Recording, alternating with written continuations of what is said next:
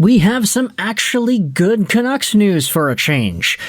Yes, it is true, Vancouver is going out there and playing off against the New Jersey Devils later tonight.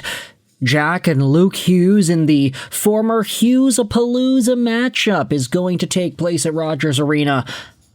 But we also have some news on the Abby Canucks. Through the ups and downs, we always showed up with a smile on our face. That's important. I'm so proud of this group who battled every day to reach our end goal of bringing the trophy to Abbotsford. We are champions forever, said Captain Chase Wooters. Today, the 2025 Calder Cup champions received the rings that tell their story. And you can see right here, the championship rings for the Abby Canucks. There's Artie Party Artur Shilovs right there on the screen. Love to see it go down like that. Abbotsford finally getting their championship rings, and they look absolutely stunning. I mean, look at the logo, look at the thickness there, Calder Cup champions. Yes, it was a really big deal that the Abbotsford Canucks did not get their rings earlier on in the campaign.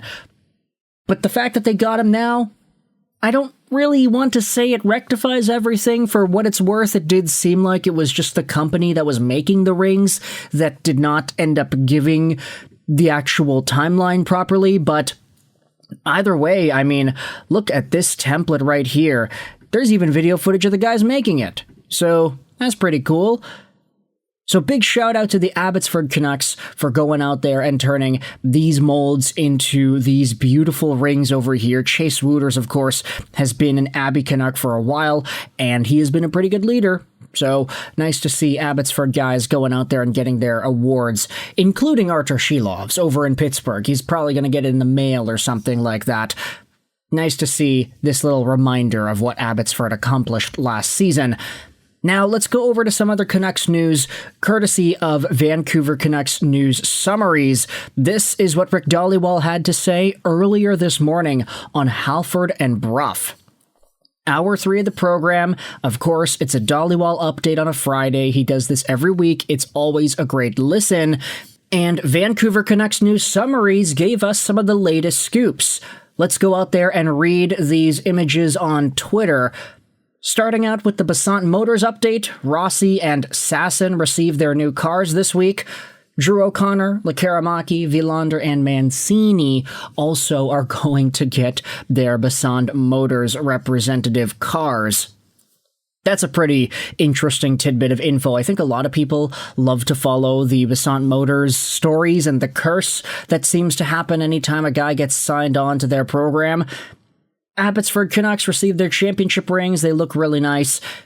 Then there is a conversation on Elias Pettersson and the latest on trades with him. Pettersson's agent takes the trade rumors with a grain of salt. No trade talks are serious until the Canucks call his agent. The Canucks are not close to calling his agent on any trade scenario. Teams are calling because they think a change of scenery will do Petey good, but they are concerned about the acquisition cost.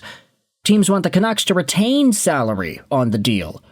One team that isn't in the running for Petey would want $3 million in retention. Dhaliwal said he's not sure if there is a team willing to take on his entire cap hit. The Canucks are not shopping him, but teams are calling about him, because teams are desperate for centers. Elias Pettersson also was not happy with the trade rumors about himself last season, which makes sense considering the JT Miller feud and how everything was going down. Now, when it comes to Tyler Myers, when he had signed his contract, the intention was for him to end his career with the Vancouver Canucks. Dhaliwal doesn't get the sense that Tyler Myers wants out, but teams are calling about him. Now, this Elias Pettersson stuff is pretty interesting. Reportedly, teams wanting the Canucks to retain up to $3 million in a trade? Hell no. The guy's got a contract going on till 2030-something. You think the Canucks want to have $3 million in their book till the end of this decade and beyond some? Absolutely not. That is not in the cards for Vancouver. We were just talking the other day about what Frank Saravelli said. Teams are maybe not thinking about Petey and his contract as being that bad anymore when you consider the fact that other players around the NHL are making $12 million ish and Petey's making 11.6. It's not that bad when you compare it to what contracts are being handed out nowadays. Anyways, let's go over to the second of the 2 Canucks news summaries posts on Dollywall's hit. This one's talking about leadership. Young players are going to miss Kiefer Sherwood because he went out of his way to help these young guys. In regards to the Canucks locker room, not having Nikita Zadorov and Ian Cole really affected the dressing room last year. Rick Tocchet felt there was a leadership problem in the dressing room. Also, you need to make sure you have good veterans around to mentor the younger players.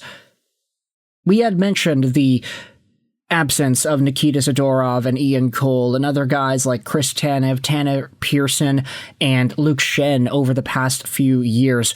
These guys were guys that helped keep the room together, and they were good leaders that allowed the rest of the players to just go about their business and live peacefully.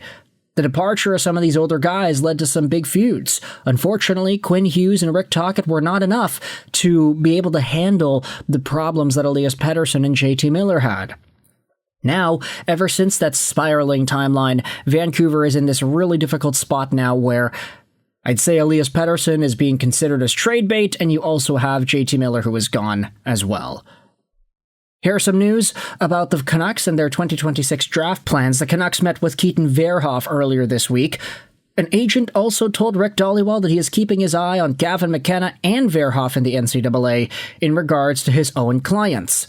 The Canucks really like Tynan Lawrence and are watching him closely, but he is pointless through his first 5 games in the NCAA. And finally, there is some extra news here on Lekaramaki. A pro scout was watching him in Abbotsford's OT win, said his numbers are good, but his play doesn't really stand out. He needs to be healthy and consistent, but lacks physicality. Next time they recall him, they want it to be the last time he gets recalled. So, are we on the cusp of seeing Jonathan Lekaramaki become a full-time Vancouver Canuck for the rest of the foreseeable future? Who really knows? Canucks have themselves the New Jersey Devils later today, and there were some comments made by Adam Foote on their interview that I wanted to dive into here. Big shout out to Canucks News Summaries again, of course, for going out there and summarizing Adam Foote and his comments. The Devils have won 2 in a row, and they're playing well off the rush. The Canucks have been playing well off the rush, and their forecheck has been good. The Canucks want to expose the Devils there. Big shout out to Filip Chytil. He will play as long as nothing happens before the game. He'll start on the line with Besser and O'Connor. Foote says he likes the speed of O'Connor, and Besser is a shooter. Max Sasson comes out, loves his speed, and he is improving defensively, but the Canucks want a slightly heavier defender in Kampf over Sasson. It might take him a few games to get over it. He doesn't want to put pressure on Filip Chytil. And then when it comes to scratching young players, Foote jokes around that everyone is used to having 8 or 9 young players in the lineup. He doesn't want too much attention on scratching young players like Ratiu and Sasson. They'll manage these players and they'll take it one day at a time, and he also wants to keep their confidence up. So, we'll see what happens later today. The Canucks and the Devils, the former Hughesapalooza, the shadows of the Hughesapalooza Bowl, and Filip Chytil's return to the Vancouver Canucks lineup. So with that in mind, I want you to let me know your thoughts in the comment section below. How do you feel about Abbotsford? Their rings finally being delivered, the latest on Elias Pettersson trade talk, what leadership aspects the Canucks were missing out on, as well as the return of Filip Chytil. Lots to like out of Vancouver today. I hope you enjoyed this video. And bye.